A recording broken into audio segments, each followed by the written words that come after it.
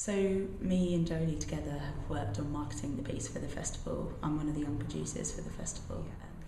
It's been in audience development, so it has involved some marketing, but it's been on foot, speaking to people in the different communities and sort of an invitation. But yeah, we've preferred to think about it like that because it is more like that, more of a, like you speak about it more like open rather than a like hard marketing, and it's not like that, is it? Because it can't be like that. It's not the nature of the project. So we've tried to think of every sort of interaction we've had as an invitation, like an offer, rather than a pushing of something onto someone, or a sell, if you will. So practically that's involved going to speak to people in local businesses when we've been dropping off flyers and things like that, but having more of a chat around that. And it's involved visiting community groups in the different neighbourhoods and going in and showing them the trailer and having more of a deeper conversation and trying to arrange for them to come and spend time at the project more formally. Obviously we had to research the areas because we've got 3 different sites that we had to let people know that the piece was coming. The sort of research we did into that is just sort of like walking around most places and just sort of getting a vibe for what the place is and who lives here and who do you see, not just who lives here, but who do you see walking around, where's the activity.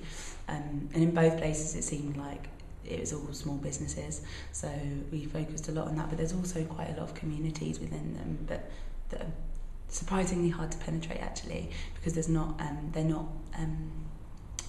part of a wider community. There's lots of individual specific communities that sort of meet on certain days as part in community centres, but you'd be surprised, there's nowhere where that information is collated. You just have to sort of know, would be expected to know. Well, we've been lucky to have Aaron as a partner from Left Bank, and Lottie from East Street Arts, who runs a lot of the community arts projects around Chapeltown. So on the 2 sites we've had them as sort of our partners and mentors, if you will, so they've been invaluable. So in the early stages when we were writing a sort of schedule of what we were going to do, we had a couple of meetings with each of them, and they imparted all of the knowledge of the areas onto us, and we had conversations about where we thought would be good after speaking to Quarantine, and using that information to say, well, we think this would be good, and they said, well, there's this as well. So we worked with them to decide who we were going to approach, and their knowledge was invaluable, really, because they know the areas much better than we did in the first instance. Maybe a month in to the start of it, we made a table on Google, a working table on Google Docs about planning our time and what it is that we were going to do, and sort of listing the processes. I think creating the schedule, that was a good point for us, because before that we'd been doing our chats and walks with Lottie and things like that, but when we actually sat down and decided this is what we need to do and made a big schedule, it made us realise the enormity of the task, and in a way that we didn't have the capacity to reach it quite as we would want, but also it was really good to see it in a manageable way and know that was going to happen. And in hindsight, I would have liked to sit down with Aaron and Lottie with that schedule first and help give them a chance to switch it around a bit, or go, no, I don't put that there instead. So I would have done that first in hindsight, I think, with the partners. Yeah, so in terms of leading time, I think that was because any earlier, and it sort of feels too far away to people to make it feel tangible to them, I think. But we could have done with more time in that few months to dedicate to really making connections. Because we did leave things like, for example, talking to the local businesses, we left that till about a week before, because just so that it's in their minds, things like that. But in terms of creating the connections with the communities, in that sort of few months period, we could have made so much more. And we've seen from the communities that we have targeted more deeply, like the organisations and the groups, some have been successful, some not as much. So if you can get around more people, then you instantly bring your success rate up, don't you? And also it makes a presence within the community, like, and it's really hard to do that with not a lot of time. Like Lottie from East Street Arts, who works in Chapeltown, talks about how it's taken her years to build up real connections where they trust her in the community.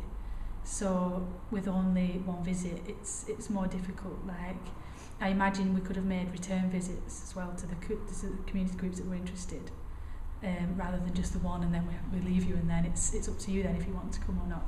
Like, I would have liked to have had more of a conversation and got around more of the community as well, because then they talk as well, like especially like Chapeltown.